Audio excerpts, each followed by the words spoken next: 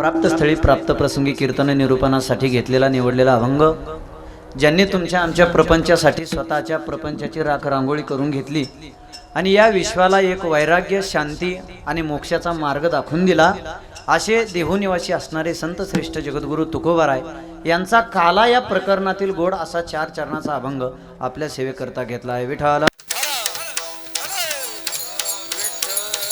संत श्रेष्ठ ज्ञानेश्वर माऊली यांच्या 729व्या समाधी सोहळ्यानिमित्त आणि 751व्या जन्म सोहळ्यानिमित्त हा प्रथमच वर्षी आयोजित केलेला अखंड हरिनाम सप्ताह, या सप्ताहासाठी सकल संतांचे आशीर्वाद माझ्या पाठीशी होते आणि आहेत आणि राहणार आहेत. ज्ञानोबारायांकडे मागणं केलं आणि ज्ञानोबारायांनी माझं ते स्वप्न पूर्ण केलं. जसं पूर्ण केला मनोरथ, अंतकरणामध्ये इच्छा धरली नारायण शास्त्री आणि ती इच्छा ज्ञानोबारायांनी माझी पूर्ण केली. बरं, नुसती पूर्ण केली नाही, ती एवढी आनंदामध्ये, एवढी जल्लोषात पूर्ण केली की त्या आनंदाला काही पारावरच राहिला नाही, एवढी ती इच्छा माझी पूर्ण केली. पहिल्या वर्षी सप्ताहाचं आयोजन केलं आणि एवढ्या भव्य दिव्य या स्वरूपामध्ये हा सप्ताह, आज त्या सप्ताहाची सांगता होत आहे. त्यामध्ये तुमचा सर्वांचं सहकार्य, सप्ताहातील देणगीदार असतील, अन्नदाते असतील, गायक वादक असतील, त्याचबरोबर ज्यांनी माझ्या खांद्याला खांदा लावून या सप्ताहासाठी योगदान दिलं, कष्टाचं, वेळेचं, तन मन धनाचं, असे आमचे हरिभक्तपरायण माझे मोठे बंधू भाऊसाहेब महाराज खेडकर. पहिलं तर त्यांचे उपकार मानावे तेवढे कमी आहेत.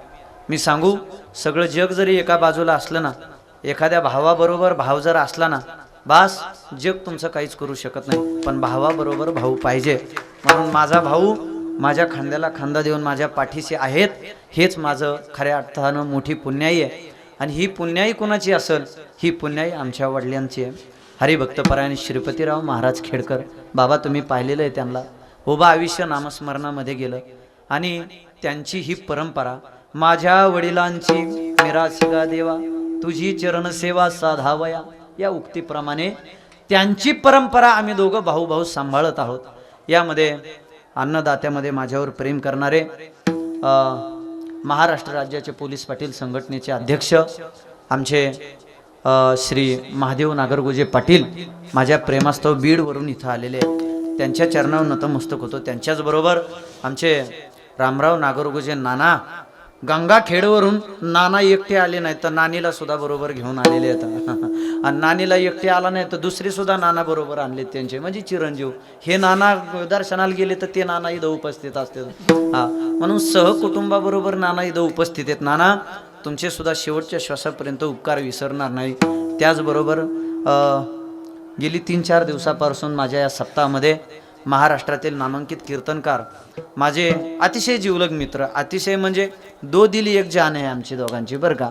आमचे हरिभक्तपरायण भागवताचार्य नारायण महाराज केंद्रे शास्त्री सुद्धा इथं उपस्थित आहेत. त्यांना सुद्धा द्यावे तेवढे धन्यवाद कमीच आहेत. त्याचबरोबर इकडे आमचे हरिभक्तपरायण बाबा पण आहेत. आणि गेली 5 दिवसापासून ज्यांनी साऊंड सिस्टीमची अशी गोड साथ केली, आमचे समाधान भाऊ काजळे, यांच्यासाठी एकदा जोरदार टाळ्या वाजा बघा. समाधान भाऊला सुद्धा द्यावे तेवढे धन्यवाद कमी आहेत. धावत्या वेगात मला परिचय द्यायचा आहे. आणि 5 दिवसापासून माझ्यापेक्षा जास्त कार्यक्रमाची तळतळ ज्यांना आहे ते आमचे हरिभक्तपरायण हनुमान महाराज बडे. कीर्तन सुरू व्हायच्या अगोदर त्यांचा फोन येतो मला, केव्हा सुरू व्हायचंय? म्हणलं सुरू होणार आहे का, अर्ध्यातच बंद पडणार नाही. आमचे हनुमान महाराज बडे, त्यांना सुद्धा द्यावे तेवढे धन्यवाद कमी आहेत. त्यांच्याचबरोबर आमचे परममित्र महाराष्ट्रातील नामवंत गायक, त्यांचा आवाज म्हणजे त्यांनी स्वर लावला तरी असा हृदयाला बुक्क्या हाणताय बघा. त्यांचा स्वर नुसता स्पर्श करत नाही, काहीचा स्वर हृदयाला स्पर्श करतो, यांचा स्वर हृदयाला बुक्क्या हाणून येत आहे महाराज मागं. एवढा गोड आवाज महाराज. म्हणून रमेश महाराजाला सुद्धा द्यावे तेवढे धन्यवाद कमीच आहेत महाराज. त्यांच्याचबरोबर आमचे परममित्र ते कीर्तनकार आहेत हनुमान महाराजावर, आमचे अभिषेक महाराज, त्यांना आज प्रथम आले पण आले, तुम्हाला सुद्धा द्यावे तेवढे धन्यवाद कमीच आहेत. त्यांच्याबरोबर हरिभक्तपरायण पांडुरंग महाराज, बस तुमचा चेहरा अगदी पांडुरंगासारखाच दिसतोय महाराज. पांडुरंगाचंच दर्शन झालं तुमच्याकडे पाहून, तुम्हाला सुद्धा द्यावे तेवढे धन्यवाद कमी आहेत. आणि इकडं मृदंग, आज मृदंग वाजत नाही, आज मृदंग बोलतोय महाराज, बोलतोय. एवढी ताकद एवढी सरस्वती आमच्या परशुराम महाराजांच्या हातात आहे. महाराष्ट्रभर असं गाव नाही की तिथं परशुराम महाराजाचं मृदंगाच्या बाबतीत नाव नाही. हा, एवढा गोड मृदंग, ही गुरुकृपा. म्हणून परशुराम महाराज तुम्ही सुद्धा आमच्या हाकेला मान दिला आणि आज आलात. तुम्हाला सुद्धा द्यावेत एवढे धन्यवाद कमीच आहेत. इकडे या सप्ताहाला तन मन धनानं सहकार्य करणारे माझे सारथी, माझे ड्रायव्हर, आमचे हरिभक्तपरायण संदीप भाऊ असतील, आपण सर्वजण असतील. या ठिकाणी सर्वात माझं परम भाग्य असं आहे, माझे वडील जरी शरीर रूपानं इथं नसले ना, ते अदृश्य रूपानं नक्कीच आमच्या दोघा भावाचं कार्य बघत आहेत बरं का. आणि माझ्याकडे बघा, माझंच निवृत्त धोतर घातलेलं आहे, त्यांनी काही विकत आणलेलं नाही. माझ्याकडे बघा तुम्ही. विठाला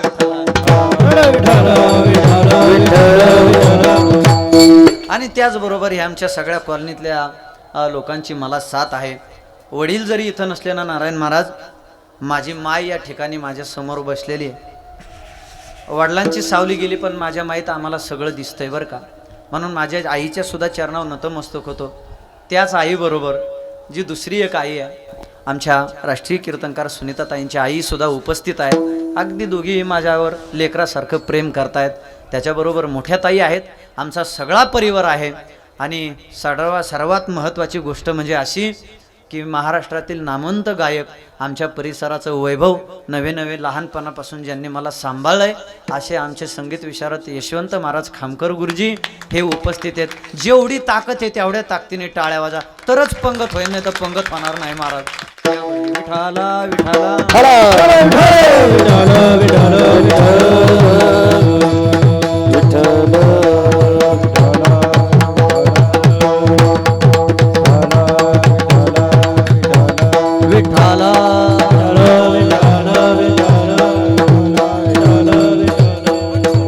आणि आत्ताच आदरणीय आमच्या परिसराचं एक मोठं व्यक्तिमत्व बंडू भाऊ खामकर आत्ताच चाल म्हणून गेले बरं का भाऊ. तुमच्या पुढे भाऊ सुद्धा आलते. यांनी सगळ्यांनी मला सांभाळलेलं आहे. चला, धावत्या वेगात माझी सेवा मला 1 तासात पूर्ण करायची, कारण आता 12:15 वाजत आलेत. 12ला आपल्याला सेवा एंड करायची आहे.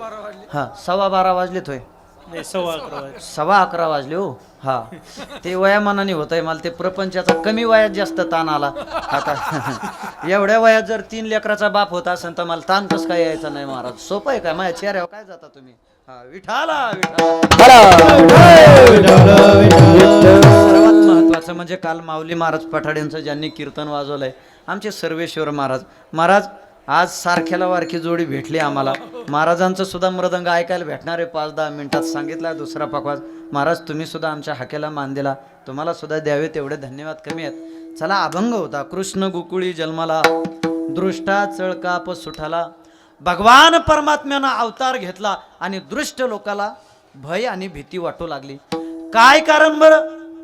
पहिल्यापासून जशी सृष्टी निर्माण झाली तसा या सृष्टीचा नियमच आहे भाऊ. चांगली माणसं समाजामध्ये वावरू लागली की वाईट माणसाला त्यांचा त्रास होतो. असे 1 तास सेवा करायची. लक्ष देऊन ऐका. मला अगोदर ज्ञानोबारायांचा समाधी सोहळा सांगायचा आहे, नंतर चरित्राचा उच्चार करायचा आहे. चांगली माणसं समाजात आल्याच्या नंतर वाईट माणसाला त्रास का होतो सांगेल मी तुम्हाला. ज्ञानोबारायांनी या विश्वासाठी काय दिलं नाही असं काहीच नाही. तुकोबारायांनी या विश्वासाठी काय दिलं नाही असं काहीच नाही. नाथ बाबांनी या विश्वासाठी काय दिलं नाही असं काहीच नाही.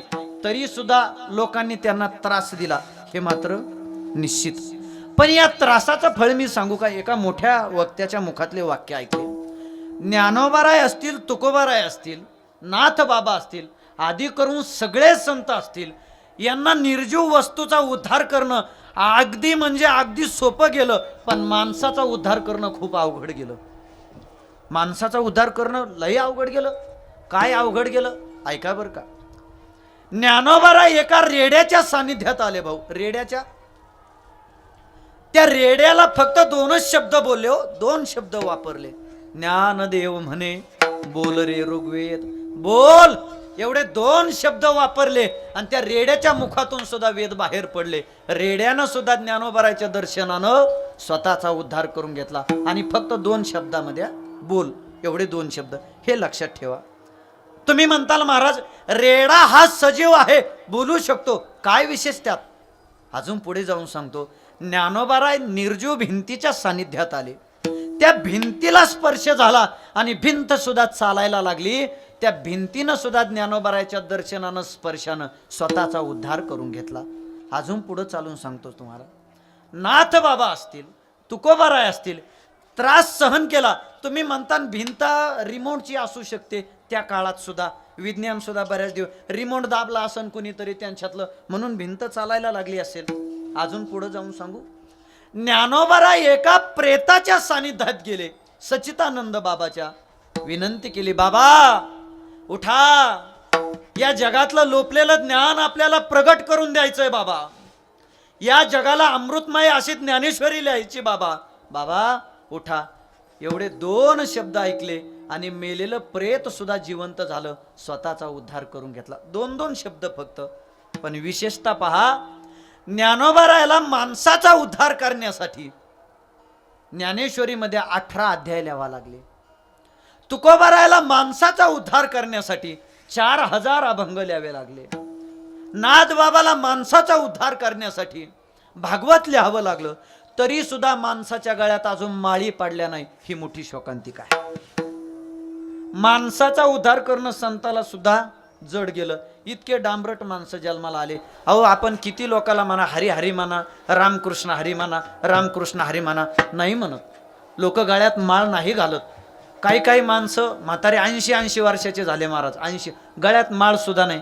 आणि मग पोरग म्हणलं, बाबा आता जाताना तुम्ही 1-2 दिवसात घाला ना माळ. ते तिथून म्हणत थोल्यासाठी काय घालायचे, तो या कान फाडत द्यावा एक, थोल्यासाठी काय. म्हातारा हरी म्हणतच नव्हतं भाऊ. उभा आयुष्य गेलं, कधीच हरी म्हटलं नाही. पोरं म्हणले, बाबा उद्या तुमचा जीव जाईल हो, हरी म्हणा एकदा तरी. म्हातारं म्हणलं, नसतो म्हणत. पोरांना वाटलं केंद्रीय शास्त्री म्हातारं मेल्याच्या नंतर याला देवानं दरबारात उभं तरी केलं पाहिजे ना, एकदा तरी हरी म्हणून घेऊ. कुणाचंच ऐकलं नाही. चुकून सुद्धा मुखातून हरी शब्द निघला नाही. पोरांनी साधूला जाऊन आणलं. साधू काही करा, पण म्हाताऱ्याच्या मुखातून एकदा हरी शब्द म्हणून घ्यावं. अजून एकदा सुद्धा म्हटलं नाही. साधू म्हटले, म्हणा बाबा हरी. ते म्हणले, तुमच्या सारखे आतापर्यंत इतके वाट लावले, अजून हरी म्हणलो नाही, आता जाता जाता कशाला हरी म्हणू. नसतो म्हणत. 2 दिवस साधू ओरडत बसले. म्हातारा नाहीच म्हणला हरी. शेवटी साधू वैतागले. तुम्ही जोपर्यंत हरी म्हणत नाही तोपर्यंत मी इथून जातच नाही. साधूला काय वाटलं, याला वकिलासारखा उलटा प्रश्न विचारतो. म्हातारं किती डांबरट होतं. कसं वकील उलटा प्रश्न विचारतो सुतार साहेब, मग आरोपी त्यामध्ये खरं उत्तर देऊन जातो. मग त्या साधूला वाटलं याला उलटा प्रश्न विचारल्यावर हा चुकून तरी हरी म्हणत. साधू म्हणले, बाबा तुम्ही काय नसता म्हणत. म्हातारं म्हणलं, तुम्ही कालपासून जे सांगता ना मला, मी तसलं नसतो म्हणत, पण हरी म्हणलं नाही. इतके डांबरट म्हातारे आहेत महाराज. पण नामस्मरण केलं पाहिजे, हेच संतांनी शिकवलं. गळ्यात तुळशीची माळ घातली पाहिजे. अरे का माळ घालावी गळ्यात? देवाच्या दरबारात जाण्याचं लायसन म्हणजे गळ्यातली तुळशीची माळ आहे. आमचे घुले बाबा सांगायचे, माणूस जन्माला आला की माणसानं गळ्यात माळ घातल्याशिवाय मरूच नाही. हे घुले बाबांचे शब्द. काय करते तुमची माळ? तुळशीची माळ. अरे आपल्या गळ्यातली सोन्याची माळ आपण मेल्याच्या नंतर घराघरात भांडणं लावून देईल, आणि आपल्या गळ्यातली शुद्ध तुळशीची माळ आपण गेल्याच्या नंतर आपल्याला भगवत प्राप्ती करून देईल. म्हणून गळ्यात तुळशीची माळ घालावी. विठाला विठाला. किती जरी आघात झाले तरी सुद्धा सहन करायला शिकलं पाहिजे. सहन करायला शिकलं पाहिजे. का सहन करायला शिकलं पाहिजे? तुम्ही त्रास सहन केल्याशिवाय तुम्ही मोठे होत नाहीत. ज्ञानोबारायाला विश्वोबा खिचरानं एवढा त्रास दिला. डोळ्यासमोर ठेवा ज्ञानोबारायांची समाधी. एवढा त्रास दिला तरी त्या विश्वोबा खिचराला प्रेमानं काका म्हणून हाक मारण्याची वृत्ती व्हावी, हे परमार्थाचं पहिलं फळ आहे. वैऱ्याला सुद्धा आपलं म्हणता यावं, हेच परमार्थाचं फळ आहे बरं का. ऐका, माझे ज्ञानोबाराय या जगामध्ये ज्याला कुणीच नाही त्याला माझे ज्ञानोबाराय आहेत. ज्ञानाबाई माझी अनाथाची माय, ज्ञानाबाई माझी अनाथाची माय, अनाथाची माय, ओ ज्ञानाबाई माझी अनाथाची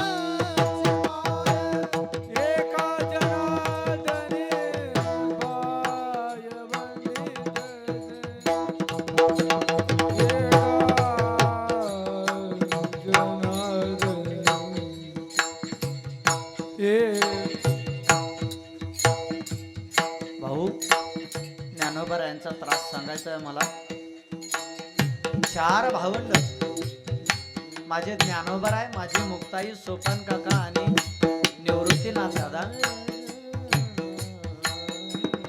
इंद्रायणीच्या काठावर यायचे स्नान करायला. आणि जेव्हा ज्ञानोबरायने इंद्रायणीमध्ये स्नान केलं, विसोबा खेचरानं काठी घेऊन यावी एवढं मारलं माझ्या ज्ञानोबरायला. अरे संन्यासाची पोरं आहात तुम्ही, इंद्रायणी बाटवली रे तुम्ही, इंद्रायणी बाटवली.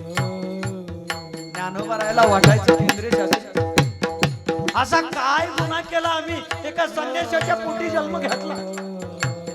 असा काय गुन्हा केला आम्ही की आम्ही इंद्रायणीच्या डोहामध्ये आंघोळ केल्याच्या नंतर इंद्रायणी आमची बाटते. काठीनं मारलो आणि ज्ञानोबराय रडत रडत रडत रडत निघाले बर का सिद्ध बेटाकडे. आई आई ए आई आई आई म्हणत ज्ञानोबराय सिद्ध बेटाकडे गेले. माझी रुक्मिणी माता स्वयंपाक करत होत्या. रुक्मिणी मातेनं आई आई असे शब्द ऐकले. अरे एखादी हरिण जशी माणसाकडे पळत जावी, एखादी गाय जशी वासराकडे पळत जावी, तशी माझी रुक्मिणी माता पळत बाहेर आल्या. तर ज्ञानोबरायांच्या अंगावरती वळ होते बर का भाऊ. अहो माझ्या ज्ञानोबरायांची ताकद, त्यांचं समर्पण आणि त्यांची उदारता आम्हाला विचार. कुठंतरी आमच्या कपड्यावरून गावाकडून आळंदीला आलो आणि त्या ज्ञानोबरायांच्या कुशीत शिरलो. आज एवढं काही ज्ञानोबरायानं दिलं आम्हाला की सगळ्या महाराष्ट्रानं आमच्या पायावर डोकं टेकावं. एवढी उदार ती आमची माय बर का, एवढी उदार. रुक्मिणी मातेनं कुशीत धरलं. ज्ञाना कुणी मारलं रे बाळा? आई ऐक ना, इंद्रायणी मध्ये स्नानाला गेलो असता त्या विसोबा काकानं मला मारलं, इंद्रायणी बाटवली, म्हणा हिनवलं. आई हा त्रास सहन कधीपर्यंत करायचा ग? रुक्मिणी माता गेले विठ्ठल पंताकडे. पंत अहो काहीतरी करा ना, हा कधीपर्यंत त्रास सहन करायचा पंत? अहो कधीपर्यंत त्रास सहन करायचा? माझे विठ्ठल पंत पैठणला गेले, धर्मसभा बोलावून घेतली. सगळे धर्म मार्तंड एकत्र आले. विठ्ठल पंतांना हात जोडावे. हो ऐका ना, असा काय गुन्हा केलाय की या समाजाचा त्रास आम्हाला एवढा सहन करावा लागतोय? माझे लेकर इंद्रायणी मध्ये आंघोळीला गेले की आमच्या स्नानानं तुमची इंद्रायणी अपवित्र होते. एवढं काय पाप केलं? आम्हाला काहीतरी न्याय द्या, आम्हाला न्याय द्या हो. तेव्हा धर्म मार्तंडानं एकमेकाच्या चेहऱ्याकडे पाहावं. काय न्याय द्यावा, काय न्याय द्यावा? ताडकन एक धर्म मार्तंड उभा राहिला. तुम्हाला एकच न्याय आहे, तो न्याय म्हणजे देहांत प्रायश्चित्त. रडायला लागले माझे निवृत्त विठ्ठल पंत. देहांत प्रायश्चित्त. माझी 5 वर्षाची मुक्ताई डोळ्यासमोर उभी राहिली. आम्ही असताना सुद्धा जर या धर्म मार्तंडाचा एवढा त्रास सहन करावा लागतोय, आम्ही गेल्याच्या नंतर किती त्रास सहन करावा लागेल? ऐका, मनात आलं देहांत प्रायश्चित्त द्यायचंय ना, आता या गोदावरी मध्येच देतो घड्या. पण पुन्हा मनात विचार आला, शेवटचं एकदा मी माझ्या पत्नीचं, माझ्या रुक्मिणीचं मुख पाहतो ना, शेवटचं एकदा मी माझ्या मुक्ताईला कुशीत धरतो ना, शेवटचं एकदा मी माझ्या ज्ञानाच्या डोक्यावरून हात फिरवतो ना, आणि शेवटची एकदा माझ्या निवृत्तीनाथ दादावर जबाबदारी देतो ना, माझ्या लेकराला सांभाळ म्हणून. मजल दर मजल करत आले आळंदीला. आणि भाऊ संध्याकाळची वेळ होती, सिद्ध बेटामध्ये आले. रुक्मिणी मातेनं हात धुवायला एक तांब्या भरून पाणी दिलं. आनंद वाटत होता रुक्मिणी मातेला, आता माझ्या लेकराला न्याय मिळणार, आता माझ्या लेकराचा त्रास बंद होणार. पण ऐका बर का, 2 पायाच्या मध्ये मुंडकं घालून विठ्ठल पंत रडताना पाहिले. कसं बस लेकराला जेवू घातलं, आखी रात्र गेली. सांगा ना पंत, का जेवले नाही हो तुम्ही? पंत आपल्या लेकरांचा त्रास दूर होईल ना हो? पंत आपल्या होत असलेला अन्याय नाहीसा होईल का हो? पंतानं रडावं, ए रुक्मिणी, आपल्या लेकराचा त्रास नाहीचा करायचा, दूर करायचा आहे ना, त्याच्यासाठी एक करावं लागेल बर का. काय करायचं सांगा ना? देहांत प्रायचित्त द्यावं लागेल रुक्मिणी. मी देणार देहाचा त्याग. तुम्ही लेकराचा बाप आहेत ना, तुम्ही लेकराची बापाची सावली ठेवा त्या लेकरावरती. पंतानं म्हणावं, रुक्मिणी, अरे बाप गेला तरी चालल, पण माय, आईचं आणि बापाचं दोन्ही पण कार्य करत असते. माय लेकराला पाहिजे बर का, माय असणं गरजेचं आहे. कशी बशी ती रात्र गेली. आणि ऐका, दुसऱ्या दिवशी सकाळ उजाडली हो. पुरणपोळीचं जेवण केलं, पुरणपोळीचं जेवण केलं. 4ही भावंडाला शेजारी शेजारी बसवलं. माझ्या मुक्ताईनं एक घास भरावा ज्ञानदादाच्या मुखामध्ये, ज्ञानदादानं एक घास भरावा मुक्ताईच्या मुखामध्ये, रुक्मिणी मातेनं एक घास भरावा मुक्ताईच्या मुखामध्ये, निवृत्तीनाथ दादाच्या मुखामध्ये. माझ्या ज्ञानोबरायनं विचारावं, आई आज एवढा गोड गोड स्वयंपाक का करा केला ग? सांग ना ग आई. आणि आजचाच तो दिवस आहे बर का. माझ्या ज्ञानोबरायनं तुमचा सगळ्याचा उद्धार करून आज समाधी घेतली आहे. तो आजचा दिवस म्हणून मला समाधी सांगायची. काय ज्ञानोबरायांचा त्रास येतो सांगायचा. ए आई, एवढा गोड गोड स्वयंपाक का केला सांग ना ग. मुखातून ओद्गार बाहेर पडत नव्हते. ए मुक्ता, काही नाही, सहज केला. लेकराला खाऊ घातलं, संध्याकाळ झाली, सगळी लेकरं झोपी गेली. दुसऱ्या दिवशी पहाट झाली आणि देहांत प्रायचित्त देण्यासाठी जाण्याची वेळ झाली. पहाटेच्या 4 वाजल्या. भाऊ ऐका ना, माझ्या विठ्ठल पंतानं रुक्मिणीला डोक्यावरून हात फिरवला.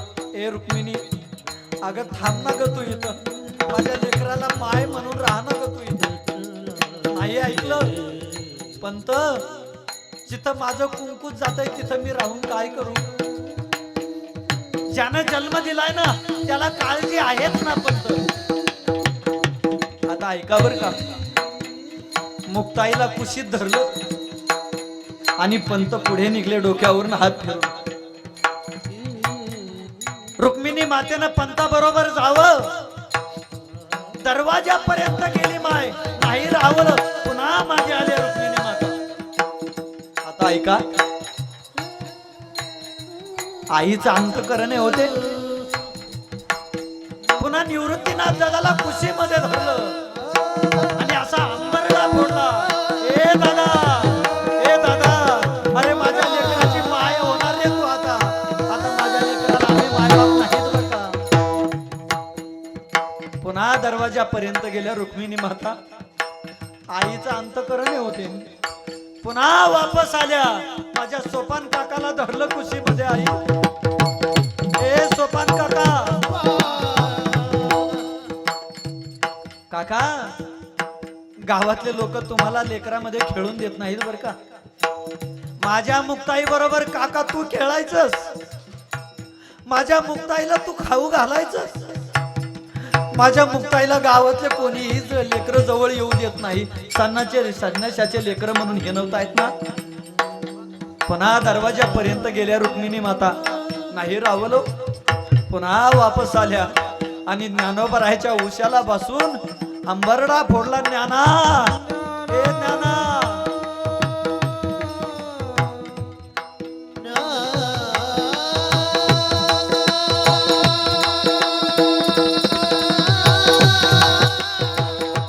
माऊली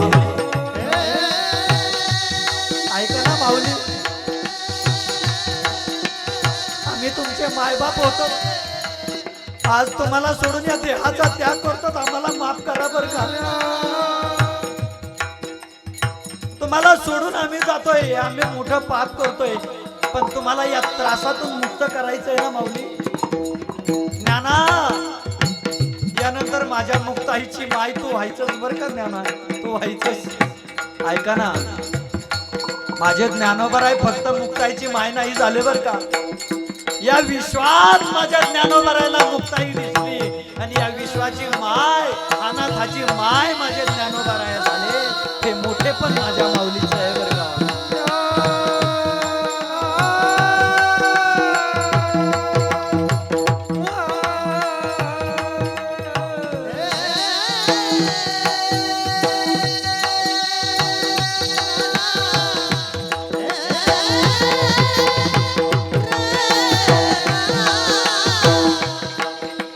कसा बसा तरी समाजाचा त्रास सहन करत चारही भावंड मोठे झाले. तीर्थयात्रेला गेले, नामदेवराय बरोबर होते, तीर्थयात्रा करून पुन्हा वापस आले, आणि ठरला आता मला समाधी घ्यायची. ऐका ना, समाधी घ्यायची ठरल्याच्या नंतर निवृत्तीनाथ दादाला त्रास होऊ लागला. अरे, आई वडिलाच्या नंतर आमची माय फक्त ज्ञानोबराय होते, पण ज्ञानोबरायांनी सुद्धा समाधी घ्यायला जावं, याच्यापेक्षा मोठं दुःख काय असावं आयुष्यात. आला समाधीचा दिवस, सगळे संत अलंकापुरीला जमा झाले. आमचे ज्ञानोबराय समाधी घेणार, सगळे संत आले बर का, आणि समाधीच्या मंदिरासमोर गेले. नामदेवरायानं टाहो फोडला. माझ्या निवृत्तीनाथ दादाला एका हाताला धरलेलं, एका हाताला जनाबाईनं धरलेलं, आणि ज्ञानोबराय समाधीला चालले. काय परिस्थिती ऐका. देव निवृत्तीयाने धरिले दोन्ही कर,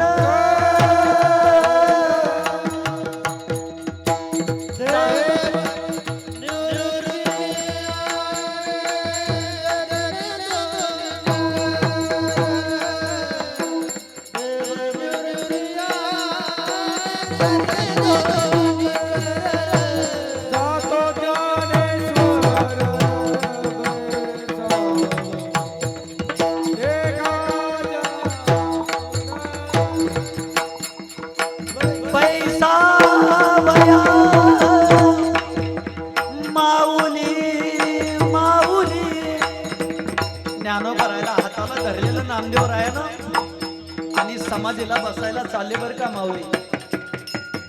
हंबरडा फोडला निवृत्तीनाथ दादांना. ज्ञाना, माझी मुक्ताई सुद्धा गडबडून लोळायला लागली हो. एकीकडे सोपान काका बसून रडतोय.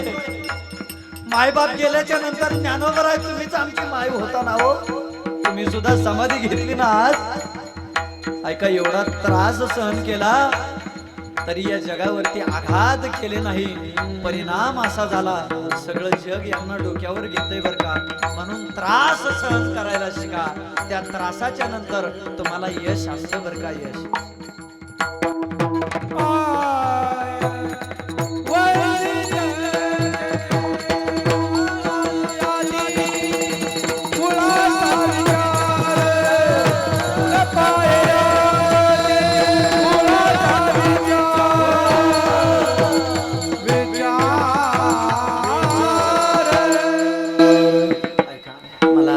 सांगायची होती. आज याच ज्ञानोबरायांनी समाधी घेतली. तुम्हाला वाटत असेल आम्हाला या जगामध्ये कुणी नाही, जा ज्ञानोबरायांच्या समाधी समोर आणि ज्ञानोबरायाला कुशीमध्ये असं साठवा गड्या आणि मारा हाका ज्ञानोबरायाला. माऊली, तुमचं लेकरू म्हणून आलोय ना, ते ज्ञानोबराय तुमच्यावर कृपा केल्याशिवाय राहणार नाहीत.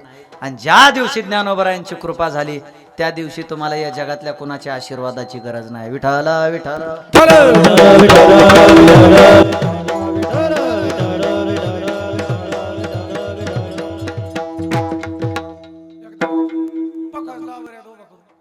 एवढं पाप वाढायला लागलं धरणीवान. या धरणीनं काय केलं यशवंत भाऊ, गाईचं रूप घेतलं आणि ब्रह्मदेवाकडे गेले. हो देवा, तुम्हाला अवतार घ्यावा लागल. का घ्यावा लागल? एका गावातले एका सप्त्याचे 3-3 सप्ते करायला लागले म्हणले माणसं. गांधावाल्याला लोक नीट बोलानात म्हणले, माळीवाल्याला लोक नीट बोलानात म्हणले. माळ गळ्यात दिसली का? गळ्यात माळन पोटात काळ म्हणाले. याच्या पोटात का सोन्याचा गोळा आहे का? गांधावाला माणूस बघितला का? गांधाचा टिकला चौकून हुकला म्हणायला लागले. वारी करणारा माणूस दिसला का? करून करून भागला, वारीला लागला म्हणाला. जगावा तरी कसं देवा? देवानं ठरवलं आता अवतार घ्यावा लागल. कुणाच्या पोटी घ्यायचा अवतार? अरे त्याच्यासाठी कुस्ती एवढी पवित्र पाहिजे ना. हा, जिथं देवानं पोटी अवतार घ्यावा, कुस पवित्र पाहिजे का नाही? हा, आपल्या पोटी शेंबडं लेकरू जन्माला घेतं, त्याची माय म्हणते हे वाघ, आणि त्याची आजी म्हणते माया वाघाचा वाघ. आता हिचा वाघ येड्या बघा बळी खाली झोपल्याला, आणि हिचा वाघ शेंबडाच्या लोळ्या सगळ्या गंगा जमुना समुद्रात मिळालेल्या आहे. हा, पण ऐका, देवाला पोटी अवतार घ्यायचा आहे. त्या मातेची कुस तेवढी पवित्र आहे का? शोधली कुस कुणाची? देवकी मातेची कुस. हा, वासुदेवाचं आणि देवकीचं लग्न ठरलं, आणि त्याच देवकीचा भाऊ कंस मामा असा वरात काढायला लागला. रथात बसवलं, लोकांना दारू पाजली, हा, मांसाहार खाऊ घातलं, नाचायला लागले. नाचायची प्रथा तेव्हापासून आहे. तेव्हापासून भगवान शिवशंकराच्या लग्नात सुद्धा भूत नाचत होते. का हो? खरे का खोटं? भूत कसे? असे दारू पिऊन नाचायचे. यशवंत भाऊ काय झालं? एका पोराचं लग्नच होत नव्हतं. 45 वर्षाचे काही झाले, अजून लग्न व्हायनात. हा, त्यातलं उदाहरण सांगू का तुम्हाला? ह्या केंद्रीय शास्त्री बघा, हा, अजून लग्न व्हायना. ते विषय त्यांना सगळे पसंत होते, पण हे कोणालाच पसंत व्हायनात. हा, खरे का खोटे? शेवटी त्यांना म्हणलं तुम्ही संस्थान बघा, नादी लागू नका प्रपंचाच्या, कारण मी प्रपंचाच्या नादी लागलेलो आहे. मलाच पळून जावं वाटतंय कुठंतरी, ऐका. हा, त्याच्यामुळं करूच नका. येड्याच्या इस्पितळामध्ये असे बिगर लग्नाचे भले 20 येडे जमा केले पाटील. येडे झाले लग्न व्हावं म्हणून 20 येडे जमा केले, आणि त्या डॉक्टरनी 6 महिने ट्रीटमेंट केली. परशुराम महाराज अशी ट्रीटमेंट केली, आणि 6 महिन्याच्या नंतर यशवंत भाऊ त्यांना डॉक्टरला वाटलं या येड्यातलं एखादं शहाणं झालंय का तपासावं. त्यांनी डीजे लावला आणि गाणे लावले डीजेवर. 19 येडे नाचत होते, त्यातलं एकच येडं बाजूला बसलं असं खुर्चीवर. डॉक्टरला वाटलं माझ्या कष्टाचं मला फळ मिळालं. काय मिळालं? 19 येडे ते येडे राहिले, पण हे 1% व्हायना शहाणं झालं. डॉक्टर आनंदानं त्याच्याकडे गेला, म्हणला अरे ते येडे राहिले, पण तू बाजूला कम बसला? हे म्हणला तुम्ही येडे आहेत. म्हणला मी नवरदेव आहे म्हणला, म्हणून बाजूला बसलो. का असा रॉंग नंबर लागतो महाराज. असे येडे लग्नात नाचत होते. कुणाच्या? देवकी मातेच्या आणि वसुदेवाच्या. ऐका, आकाशवाणी झाली. काय झाली? आकाशवाणी सांगे तसे कंसा, माने हा भरवसा बोलण्याचा. हे कंसा ऐक, ज्या देवकीला आणि वासुदेवाला तू आज त्रास देतो ना, त्याच देवकीच्या पोटी येणारा 8वा पुत्र तुझा वध करेल. परिणाम काय झाला? घेऊन या खड्ग, मारावया धावला, हात तो धरेला वसुदेव. अव खड्ग हातामध्ये घेतलं कंसानं, आणि बहिणीला मारायला लागला. हो, जीवच मारायचं म्हणला, याला जीवच सोडणार नाही म्हणला. वसुदेवानं सांगावं, ए दृष्ट कंसा ऐक, स्त्रीभ्रूण हत्या करणं साधं पाप नाही. 1,00,000 साधूची हत्या केल्याच्या नंतर जे पाप होतं ना, ते 1 स्त्रीभ्रूण हत्या केल्याच्या नंतर तेवढं पाप होतंय. आणि काय ताकद असते महाराज त्या स्त्रीमध्ये, त्या मुलीमध्ये. स्त्री इतकी ताकद या जगाच्या पाठीवर कोणातच नाही. काय ताकद? अरे बघा, माझी यशोदा माता देवकी माता झाल्या नसत्या तर माझे श्रीकृष्ण पाहायला मिळाले नसते. काय ताकद? माझी कौसल्या माता झाल्या नसत्या माझे श्रीराम पाहायला मिळाले नसते. माझ्या रुक्मिणी मातेनं अवतार घेतला नसता माझे ज्ञानोबाराय पाहायला मिळाले नसते. माझ्या जिजाऊ आऊसाहेबांनी अवतार घेतला नसता तर माझे शिवबा पाहायला मिळाले नसते. ही ताकद आहे स्त्रीतली, ही ताकद आहे बर का. एवढी ताकद, एवढी ताकद 100 माणसाचं कुटुंब एका झटक्यात बाजूला करायची ताकद. हा, एका रात्रीत 2 जागा करायची ताकद. ही सुद्धा ताकद कोणात? स्त्रीत आहे. म्हणून त्यांनी हे सुद्धा त्यांचं मोठेपण कधी विसरायचं नाही. चला, काय सांगत होतो मी? स्त्रीभ्रूण हत्या करू नये. आता एक प्रसंग सांगतो तुम्हाला. कितीतरी लोक पोटामध्ये मुलगी असली ना मारतात बर का. कधी कधी आम्हाला भाग्यवान समजतो. आमच्या घरामध्ये मुलीला कमीच नाही. आम्हाला 4 बहिणी, महाराजाला 2 मुली, मला 2 मुली, त्यांना 1 मुलगा. मला एक मुलगा, आम्ही भाग्यवान आहेत, आमच्या घरात मुलीला कमी नाही. नाना एक सांगू का, नारदाच्या गादीवर मुलगा झाला त्याचा मला कधीच आनंद वाटला नाही, पण कीर्तनाला गेल्याच्या नंतर माझी मुलगी नुसती बाबा म्हणून जरी हाक मारले ना तरी माझे आज पण डोळे भरून येतात. कारण ज्याची कुस पवित्र असते त्याच्याच पोटी मुलगी जन्माला असते.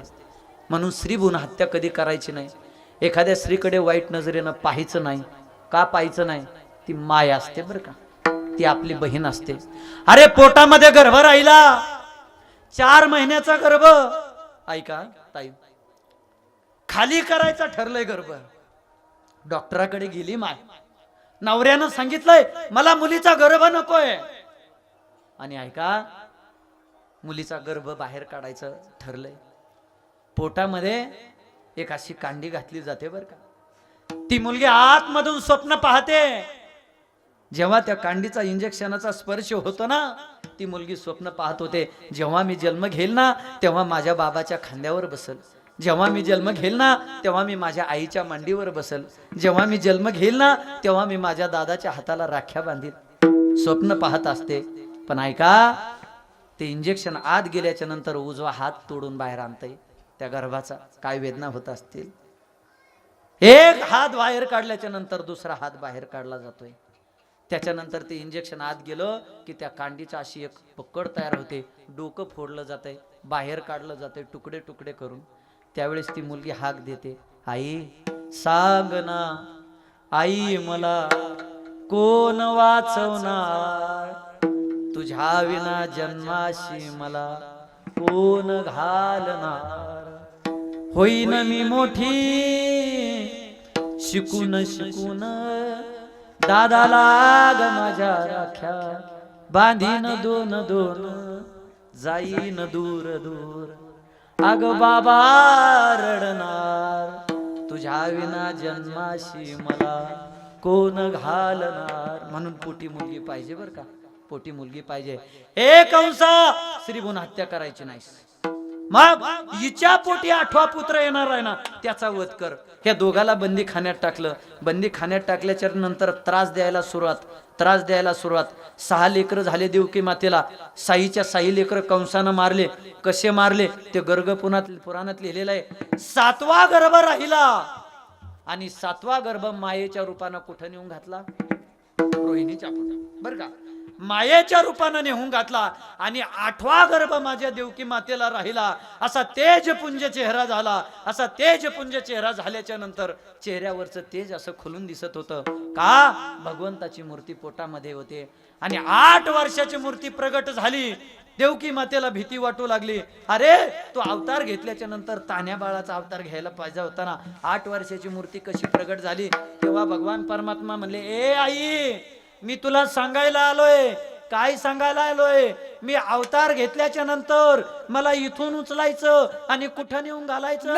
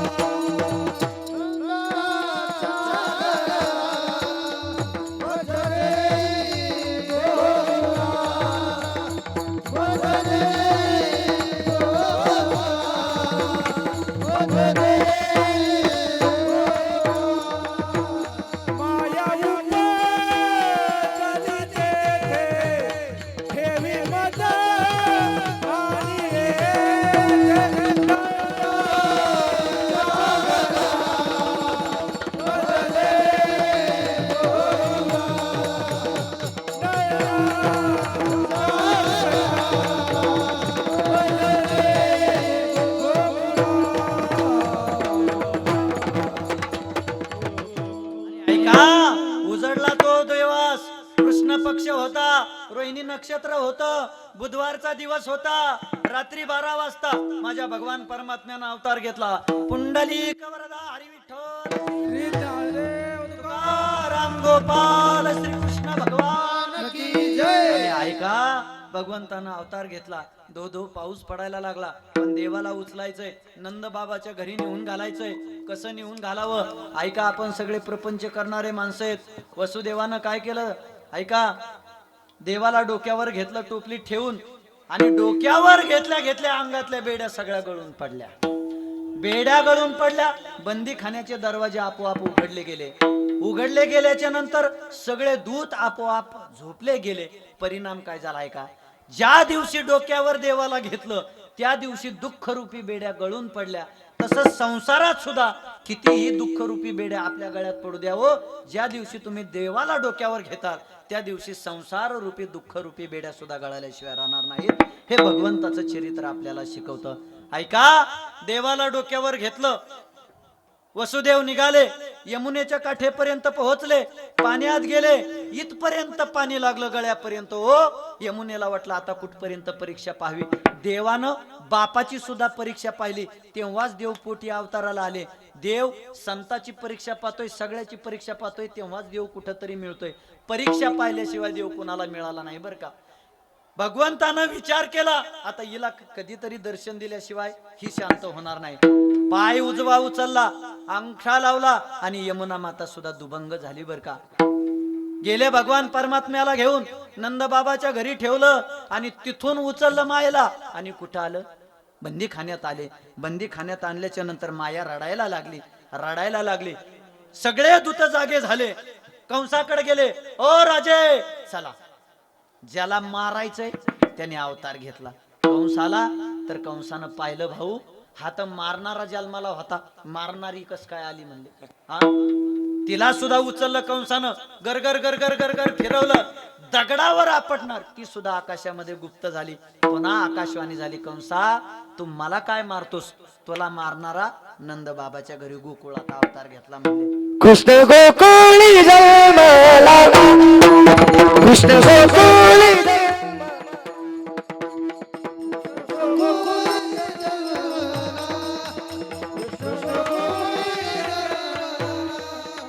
कृष्ण गोकुळी जन्मला, कृष्ण गोकुळी जन्मला,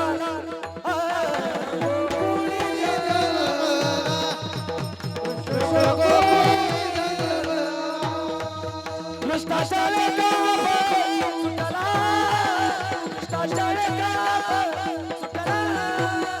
होता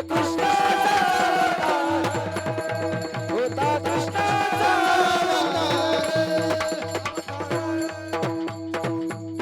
भगवान परमात्म्यानं अवतार घेतला, असं गोकुळामध्ये सर्वत्र चर्चा पसरली. दृष्ट लोकाला त्याचं दुःख झालं, पण जे चांगल्या विचाराचे लोक होते त्यांनी भगवंताच्या स्वागतासाठी काय केलं? गुडिया तोरणे,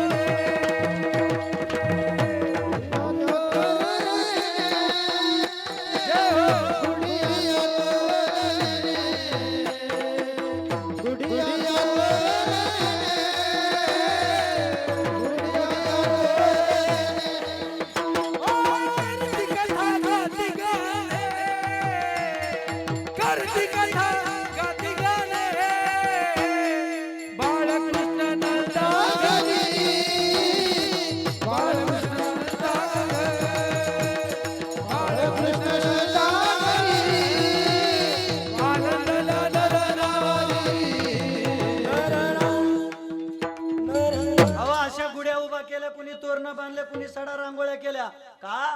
देवाच्या आनंदाचं स्वागत केलं. हळूहळू भगवान परमात्मा मोठे झाले. संदीपानी गुरुदेवांच्या हातानं श्रीकृष्ण असं नामकरण सोहळा झाला बर का. नामकरण सोहळा झाला, भगवान परमात्मा खेळू लागले, सवंगडी गोळा केले आणि चोऱ्या करायला लागले. काल्याच्या कीर्तनामध्ये वाच्यार्थ आणि भावार्थ दोन्ही वेगळे लक्षात ठेवायचे बरं का. देवानं चोऱ्या केल्या म्हणजे काय, मोबाईलचे चार्जरच्या पिण्या चोरल्या का? त्या चोरल्या नाही, चोऱ्या केल्या याचा अर्थ चित्तासह लोण्याची चोरी केली. आता आपला कृष्ण चोऱ्या करतो, एखाद्याची चप्पल चांगली दिसली का कृष्णाने आणली चप्पल उचलून, आहे का नाही? एखाद्याचा चांगला मोबाईल दिसला की याने बंद केला मोबाईल, गेला घरी घेऊन, याच्या चोऱ्या नाही.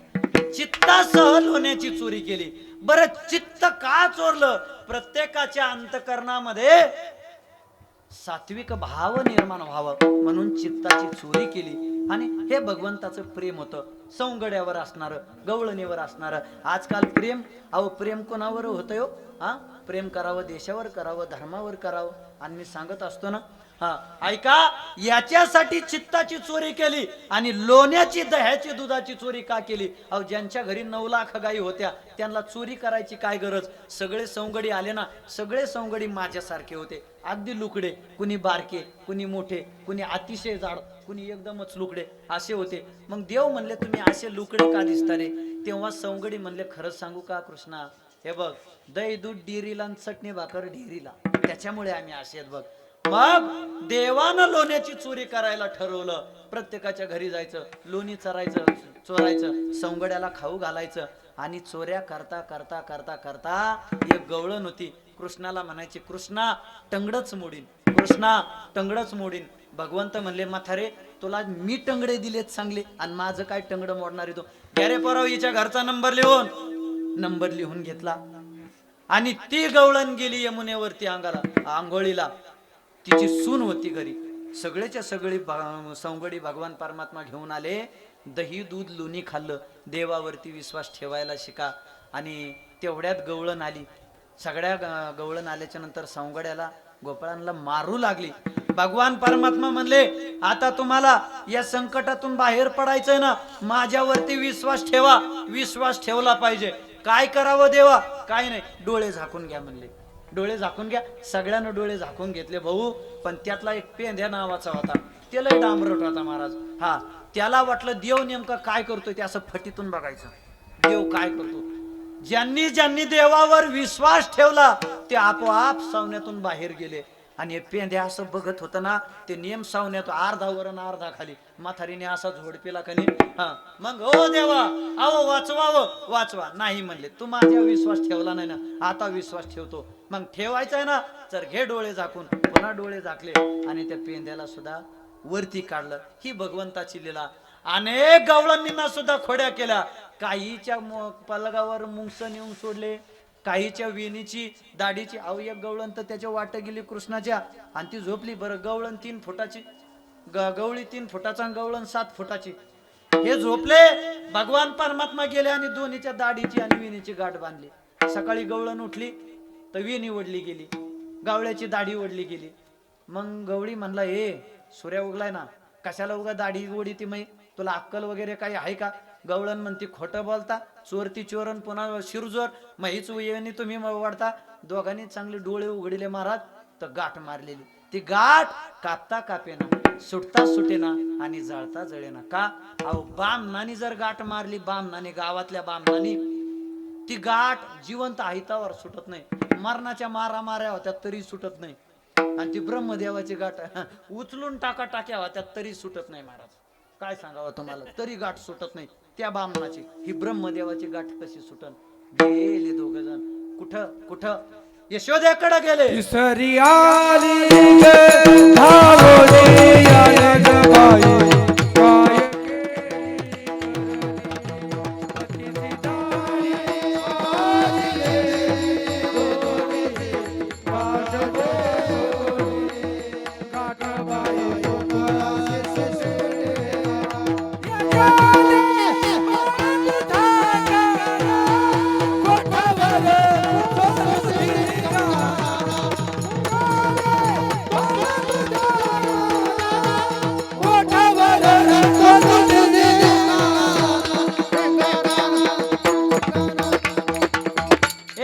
काय कधीपर्यंत या कानाचा त्रास सहन करायचा? शेवटी सगळ्या गवळणी एका जाग्यावर आल्या. कानाचा त्रासच सहन होईना. सगळ्या पुन्हा यशोदेकडे गेल्या, विनवणी करू लागल्या. हे यशोदे, कधीपर्यंत त्रास सहन करावा? हे गोकुळ आम्ही सोडून जावं का? तेव्हा यशोदा माता म्हणल्या, तुम्ही सोडून जाऊ नका, मीच काहीतरी माझ्या कानाची वाट लावते बरं का. तेव्हा माझ्या भगवान श्रीकृष्णाला शाळेत घातलं गेलं. कोणती शाळा? ज्ञानेश्वर विद्यालय? नाही. हा, इंग्लिश मीडियम? नाही, ते सुद्धा नाही. गायी ओळायला लावणं हीच तेव्हाची शाळा. गायी ओळायला पाठवायला लावले. सगळे सवंगडी घेऊन भगवान परमात्मा गायी चारायला जायचे. कुठं? यमुनेच्या काठावरती. तिथं जायचे आणि तिथं गेल्याच्या नंतर भगवान परमात्मा गायी चारता चारता सगळे सवंगडी लुडो खेळायचे. लुडो. हा, मग लुडो खेळून खेळून कटाळा आला का पबजी खेळायचे. पबजी खेळून खेळून कटाळा आला का 52 पानी ग्रंथ काढायचे. खरंय का? नाही. तेव्हाचे खेळ कसे होते?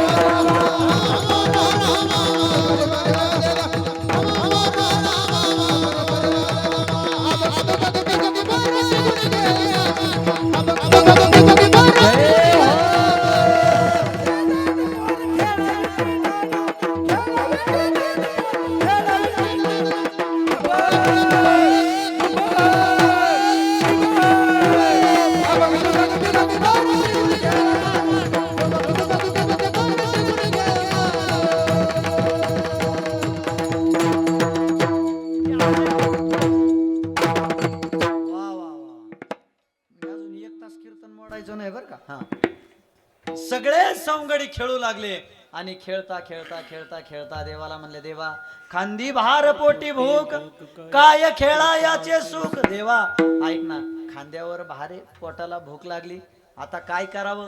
मग देवा पोटाचा काहीतरी विचार केला पाहिजे. सगळ्या सवंगड्यांनी शिदोऱ्या नेलेल्या होत्या. सगळ्या सवंगड्याच्या शिदोऱ्या एकत्र केल्या आणि त्या शिदोऱ्यांचा काला केला. आज काला आहे बरं का भाऊ, तरी सुद्धा आम्ही दही हंडी फोडायचं ठरवलं नाही. त्याचं कारण सांगतो.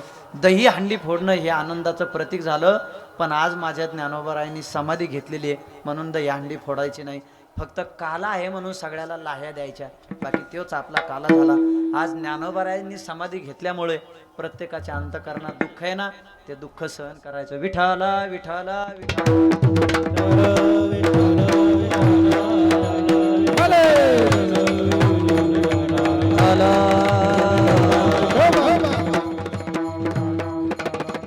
हा परिणाम असा झाला, सगळेच्या सगळे सवंगडी एकत्र आले, त्या शिदोऱ्याचा काला केला. हा काला कुठं मिळतो? विशेष हा लाभ संता संगे. विठाला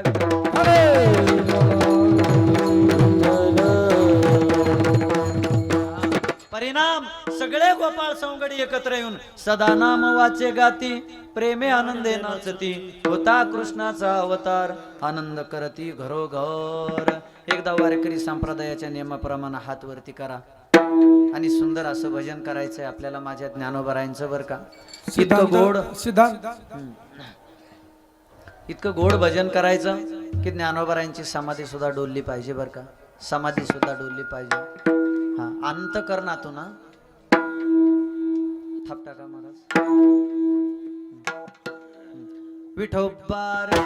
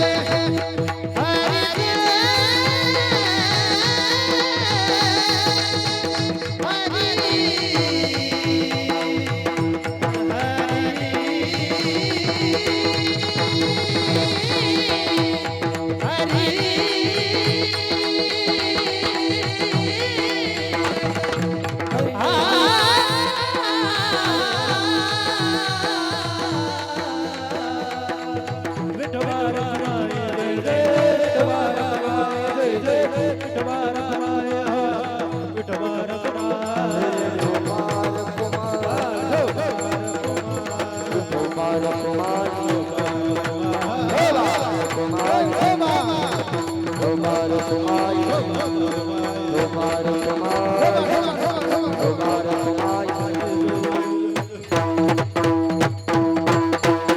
कृष्ण गोकुळी जन्मला दृष्टा चळका सुटला होता कृष्णाचा अवतार आनंद करती घरोघर सदा नाम वाचे गाती प्रेमे आनंदे नाचती होता कृष्णाचा अवतार आनंद करते घरोघर असा काला एकत्र केला आणि हा काला फक्त संतांच्या सहवासात मिळतोय बरं का म्हणून तोच काला आज आपल्याला श्रवण करायचा आहे पण परिणाम असा बरं का हा देवाचं स्मरण केलं पाहिजे माऊलीचं भजन केलं पाहिजे माऊलीला वारंवार नमस्कार केला पाहिजे का या जगातली जी कृपाळुता उदारता कोणाकडेच नाही ती उदारता कृपाळुता माझ्या ज्ञानोबरायांकडे काय कृपाळुता उदारता आहे एक अभंगातून सांगाल ऐका बरं का कृपाळू उदार माझा ज्ञानेश्वर तया नमस्कार वारंवार का वारंवार नमस्कार केला पाहिजे न पाहे अति कुळाचा विचार भक्त करुणाकर ज्ञानाबाई एवढं लोपलेलं ज्ञान दिलं कुळाचा विचार केला नाही जाती धर्माचा विचार केला पाहिजे महाराज आम्ही वारंवार नमस्कार करू पण आमच्या अंतकरणातला भाव माऊलीबद्दल तेवढा शुद्ध राहिला नाही प्रपंचाचं दुःख आहे ऐका का वारंवार नमस्कार करायचा भलतिया भावे शरण जाता भेटी पाडी तसे तुटी जन्मव्याधी अंतकरणातला कसाही भाव असू द्या व कसा भाव असू द्या शरण गेले की अनेक जन्माचं दुःख नाहीसं करण्याची ताकद माऊलीमध्ये आहे पण महाराज आम्ही अनाथ आहोत ना ज्ञानाबाई माझी अनाथाची माय एका जनार्दनी पाय वंदित तसे म्हणून माऊलीला वारंवार नमस्कार केला पाहिजे आणि त्याच माऊलीला आपल्याला नमस्कार करून आता भजन करायचंय माझ्याबरोबर माझ्या मागे सर्वांनी भजन म्हणायचंय एकदा हात वरती करा आपले ज्ञानोबा आपल्याला डोळ्यासमोर ठेवायचेत बरं का कारण त्या आईनं आपल्याला कशाचीच कमी केलेली नाही अशी टाळी माऊलीला ऐकू गेली पाहिजे आनंदामध्ये बरं का समाधीमध्ये माऊली डोलले पाहिजे एवढं सुंदर भजन करायचंय ज्ञानोबाराया माझ्या तुकोबाराया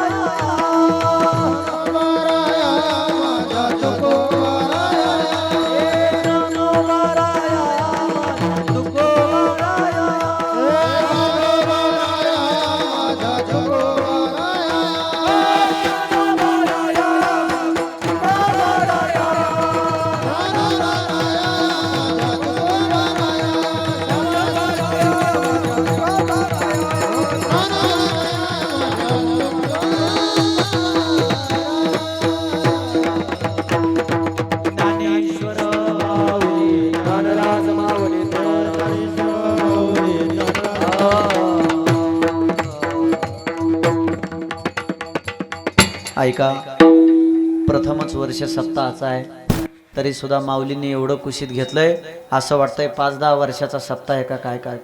ऐका, समस्त ग्रामस्थ म्हणायला हरकत नाही, पद्मदर्शन फेज 2 मधले आपण सगळे जण यापुढे हा सप्ताह सगळ्या पद्मदर्शन फेज 2चा बरं का. या वर्षी ज्ञानोबारायांनी सुरुवात माझ्याकडून करून घेतली, पण इथून पुढे आपल्याला सगळ्याला या सप्ताहाचा आनंद घ्यायचा आहे. असो, या सप्ताहाला सहकार्य करणारे तुम्ही सर्वजण, पाटील असतील, नाना असतील, आमचे बंधू हरिभक्तपरायण भाऊसाहेब महाराज असतील, आणि तुम्ही सगळे गुणीजन मंडळी असतील, तुमच्या सर्वांच्या चरणावर नतमस्तक होतो. देवाचं भजन काच केलं पाहिजे याचं उत्तर महाराजांनी अभंगाच्या शेवटच्या चरणात दिलंय. मन हरती दोष, मन हरती दोष, हनुमान महाराज. हरती दोष,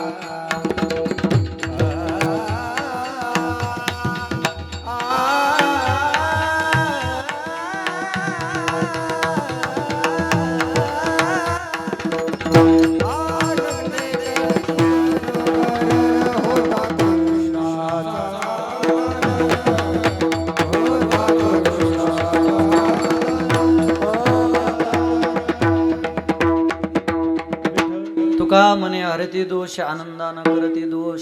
जे आनंदानं भगवंताचा घोष करतात त्याच्या जीवनातले दोष हरल्याशिवाय राहत नाहीत. हे भगवंताचं चरित्र शिकवतंय.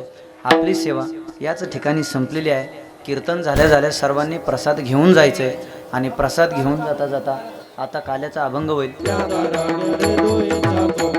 तुम्ही वारे गोईकडे मुख पसरून तुका म्हणे हाती टोका दिकवून नदी का तुम्ही वारे गोईकडे मुख पसरून कंठी धरला कृष्ण मनी अवघाजनी प्रकाश वाटोई कामे का वैष्णवनिका संभ्रम वकुलिया ब्रह्मादिका उत्तम लोका दाखवू वाटोई कामे का वैष्णवनिका संभ्रम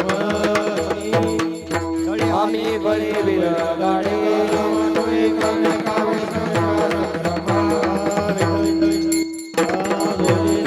गोले वेडे वाकुडे उतरे पराध महाराज नाही उच्चारिला अधिकार पुराध राजमापराध महाराज तुम्ही म्हणे ज्ञानेश्वर राजा पाया करा समापराध महाराज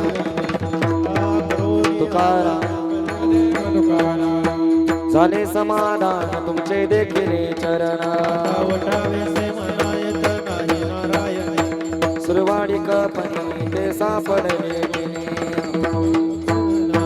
नाही नारायण तुका म्हणे भोग दिला निवारिला नाग उठावेसे मनायत नाही नारायण प्रेम सप्रेम आरती गोविंदा ते वाळती बाळा प्रौढानी मुग्धाव वाळती परमानंदा नामा म्हणे केशवा ते रे कोणी राहिलो तटस्थे